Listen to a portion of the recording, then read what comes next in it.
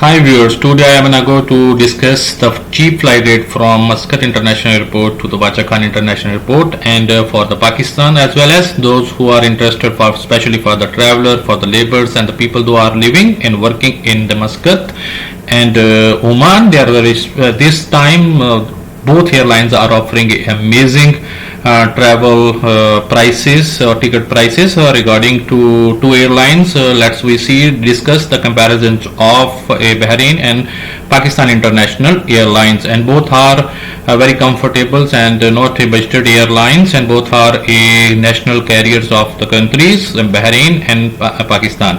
I'll also be suggest to the international traveler who is want to be travel in the February 2023. They are a very amazing offer. Here you have seen the offer of PIA 86 Real, and Gulf Airline also be almost near about to the PIA, but sometime the rates also be fall from 76 to 80. That's amazing, I think, price offer from offering both airlines. That's news I want to be shared with our travelers, and especially for the laborers and workers who are working in Muscat and they want to be travel in Feb 2023.